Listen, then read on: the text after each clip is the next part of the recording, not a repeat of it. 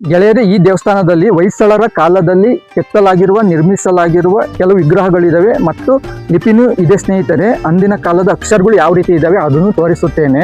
ಮೊದಲಿಗೆ ಸ್ನೇಹಿತರೆ, ಇಲ್ಲಿ ಬಸವಣ್ಣನ ವಿಗ್ರಹ ಇದೆ ಸ್ನೇಹಿತರೆ. ಆಮೇಲೆ ಶಿವಲಿಂಗನ ವಿಗ್ರಹವೂ ಸಹ ಕೆತ್ತಿದ್ದಾರೆ ಸ್ನೇಹಿತರೆ ದೇವಸ್ಥಾನದ ಹೊರಗಡೆಗೆ ನೋಡಿ. ಆಮೇಲೆ ನಾಗದೇವತೆಯೂ ಇದೆ. ಅದರ ಜೊತೆಗೆ ಹೊಯ್ಸಳರ ಕಾಲದಲ್ಲಿ ಕೆತ್ತಲಾಗಿರುವ ಲಿಪಿಗಳು ಸ್ನೇಹಿತರೆ. ಇದೇನು ಕಾಣ್ತೈತಿ, ಇದು ಹೊಯ್ಸಳರ ಕಾಲದ ಲಿಪಿ ಸ್ನೇಹಿತರೆ. ಆಮೇಲೆ ಇಲ್ಲಿ ಒಂದಿನ ಕಾಲದಲ್ಲಿ ಯಾವ ರೀತಿ ಯುದ್ಧ ಮಾಡ್ತಾ ಇದ್ರು ಅದನ್ನು ಸಹ ಚಿತ್ರದ ರೂಪದಲ್ಲಿ ಕೆತ್ತಿ ತೋರಿಸಿದ್ದಾರೆ ಸ್ನೇಹಿತರೆ. ಒಳಗಡೆಗೆ ಹೋಗೋಣ, ದೇವಸ್ಥಾನದ ಒಳಗಡೆ ಯಾವ ರೀತಿ ಐತಿ ಅಂತ. ಇದರ ಪಕ್ಕದಲ್ಲಿ ಸ್ನೇಹಿತರೆ ಆನೆ ಯಾವ ರೀತಿ ಯುದ್ಧ ಮಾಡ್ತಾ ಇತ್ತು ಅದನ್ನು ಸಹ ಕಲ್ಲಿನ ರೂಪದಲ್ಲಿ ಕೆತ್ತಿ ಇದ್ದಾರೆ ಸ್ನೇಹಿತರೆ. ಅಂದಿನ ಕಾಲದ ಯುದ್ಧಗಳು ಯಾವ ರೀತಿ ನಡೀತಾ ಇದ್ದು ಅವನು ಸಹ ಕಲ್ಲಿನ ರೂಪದಲ್ಲಿ ಕೆತ್ತಿದ್ದಾರೆ ಸ್ನೇಹಿತರೆ. ಒಳಗಡೆಗೆ ಹೋಗ್ತೀನಿ ಸ್ನೇಹಿತರೆ. ಗೆಳೆಯರೇ, ಇದೇ ಕ್ಯಾತೇಶ್ವರ ವಿಗ್ರಹ ಸ್ನೇಹಿತರೆ. ಇದು ನೋಡಿ ಸ್ನೇಹಿತರೆ, ಇಲ್ಲಿ 2 ದೇವರುಗಳು ಇದ್ದಾವೆ.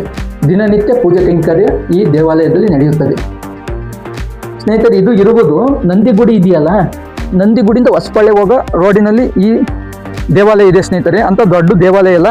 ಅಂದಿನ ಕಾಲದಲ್ಲಿದ್ದ ವಿಗ್ರಹಗಳನ್ನು ಸಂಸ್ಕರಿಸಿ ಇಲ್ಲಿ ದೇವಸ್ಥಾನದ ಮುಂದೆ ಇಟ್ಟಿದ್ದಾರೆ ಸ್ನೇಹಿತರೆ. ಆಮೇಲೆ ಹೆಣ್ಣಿನ ಚಿತ್ರಗಳು ಸ್ನೇಹಿತರೆ. ಇದು ನೋಡ್ರಿ, ಅವತ್ತು ಹೆಣ್ಣು ಯಾವ ರೀತಿ ಭಂಗಿಯಲ್ಲಿ ಇದ್ರು, ಯಾವ ರೀತಿ ನೃತ್ಯ ಮಾಡ್ತಾ ಇದ್ರು ಅದನ್ನು ಸಹ ಕಲ್ಲಿನ ರೂಪದಲ್ಲಿ ಕೆತ್ತಿ ತೋರಿಸಿದ್ದಾರೆ.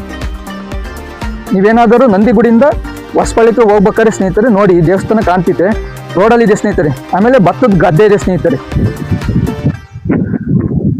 ಅದರ ಜೊತೆಗೆ ಇಲ್ಲಿ 2 ಕಲ್ಲುಗಳು ನಿಲ್ಲಿಸಿದ್ದಾರೆ ಸ್ನೇಹಿತರೆ. ಅವು ಏನಂತ ತೋರಿಸ್ತೀನಿ.